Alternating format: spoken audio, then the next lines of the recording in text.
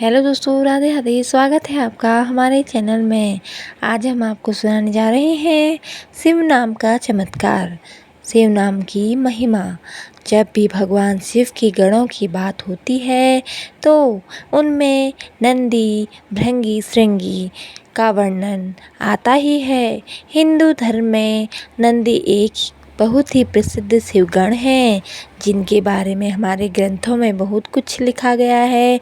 नंदी की भांति ही भृंगी भी शिव के महान गण और तपस्वी हैं, किंतु दुर्भाग्यवश उनके बारे में हमें अधिक जानकारी नहीं मिलती है। भृंगी को 3 पैरों वाला गण कहा गया है। कवि तुलसीदास जी ने भगवान शिव का वर्णन करते हुए भृंगी के बारे में लिखा है, बिनु पद होई कोई बहुपद पाहु। अर्थात शिव गणों में कोई बिना पैरों के तो कोई कई पैरों वाले हैं। यहाँ कई पैरों वाले से तुलसीदास जी का अर्थ भृंगी से ही है। पुराणों में उन्हें एक महान ऋषि के रूप में दर्शाया गया है, जिनके 3 पाँव हैं। शिव पुराण में भृंगी को शिवगण से पहले एक ऋषि और भगवान शिव के अनन्य भक्त के रूप में दर्शाया गया है। भृंगी को पुराणों में अपने धुन का पक्का बताया गया है। भगवान शिव से उनकी लगन इतनी अधिक थी कि अपनी उस भक्ति में उन्होंने स्वयं शिव पार्वती से भी आगे निकलने का प्रयास कर डाला। भृंगी का निवास स्थान पहले पृथ्वी पर बताया जाता था। उन्होंने भी नंदी की भांति भगवान शिव की घोर तपस्या की। उसकी तपस्या से प्रसन्न होकर महादेव ने उसे दर्शन दिए और वर मांगने को कहा। तब भृंगी ने उनसे वह वर मांगा कि वे जब भी चाहें उन्हें महादेव के सानिध्य प्राप्त हो सके। ऐसा सुनकर महादेव ने उसे वरदान दिया कि वो जब भी चाहे कैलाश पर आ सकते हैं। उस वरदान को पाने के बाद भृंगी ने कैलाश को ही अपना निवास स्थान बना लिया और वहीं भगवान शिव के सानिध्य में रहकर उनकी आराधना करने लगा। भक्त कई प्रकार के होते हैं, किंतु उनमें से जो सबसे दृढ़ होता है उसे जड़ भक्त कहा जाता है। जड़ भक्त का अर्थ ऐसे भक्त से होता है जिसे अपनी भक्ति के आगे कुछ और नहीं सूझता। ऐसे भक्त अपनी अति भक्ति के कारण कई बार हित अहित का विचार भी भूल जाते हैं, जिससे अंत में उनका ही अनिष्ट होता है। कहा गया है कि अति सर्वत्र वर्जयेत, अर्थात किसी भी चीज़ की अति नहीं करनी चाहिए। भृंगी की भक्ति भी इसी जड़ भक्ति की श्रेणी में आती है। वे महादेव के भक्त तो थे, किंतु भगवान शिव में उनका अनुराग इतना अधिक था कि उनके समक्ष उन्हें कुछ नहीं दिखाई देता था। यही नहीं, जिस माँ पार्वती की पूजा पूरा जगत करता है और जो जगत माता हैं, भगवान शिव के आगे भृंगी स्वयं उन्हें भी भूल जाते थे। ऐसा विधान है कि भगवान शिव की पूजा माता पार्वती की पूजा के बिना अधूरी मानी जाती है। यही कारण है कि विश्व के सभी महान ऋषि जब भी भगवान शिव की पूजा करते हैं तो वे माता की पूजा भी अवश्य करते हैं।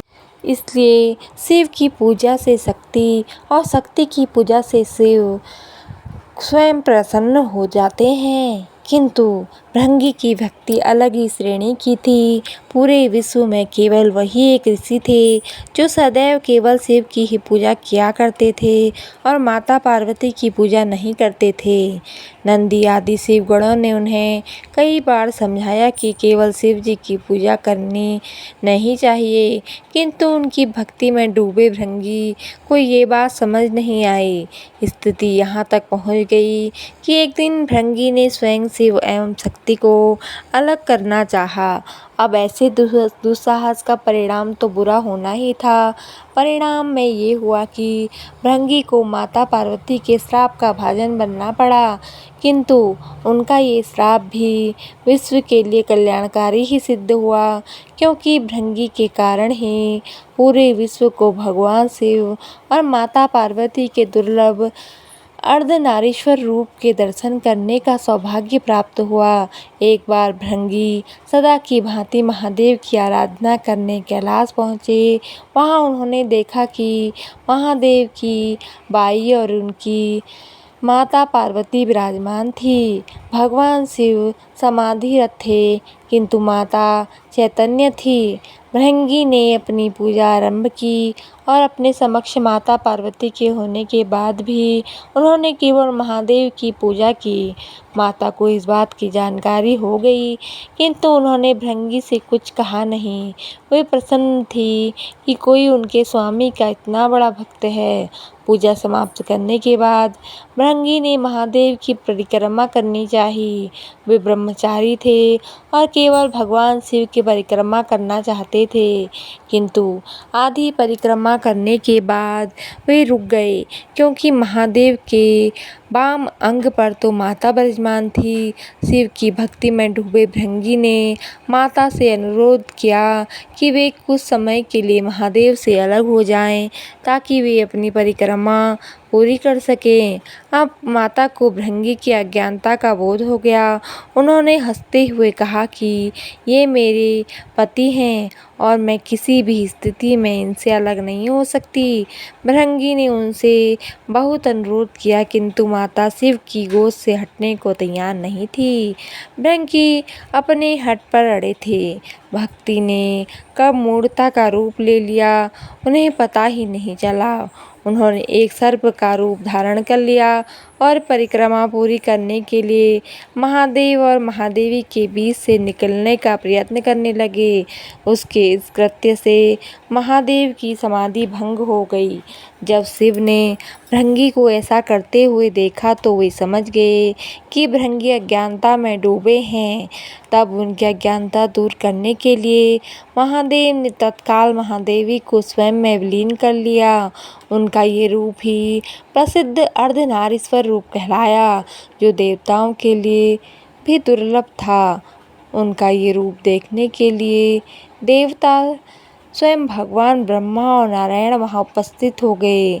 सबको लगा कि अब भृंगी को सत्य का ज्ञान हो जाएगा, किंतु उनकी भक्ति सारी सीमाओं को पार कर चुकी थी।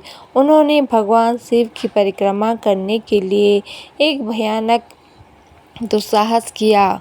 उन्होंने एक चूहे का रूप धरा और अर्धनारीश्वर के रूप को कुतर कर महादेव को महादेवी से अलग करने का प्रयास करने लगे। अब तो यह अतिथि भृंगी महादेव का भक्त था, इसलिए वे तो चुप रहे, किंतु ऐसी दुष्टता देखकर माता पार्वती का धैर्य समाप्त हो गया। उन्होंने क्रोधपूर्वक कहा, रे मूर्ख, इस अर्धनारीश्वर रूप को देखकर भी तू ये ना समझ सका कि शिव और शक्ति का एक ही है।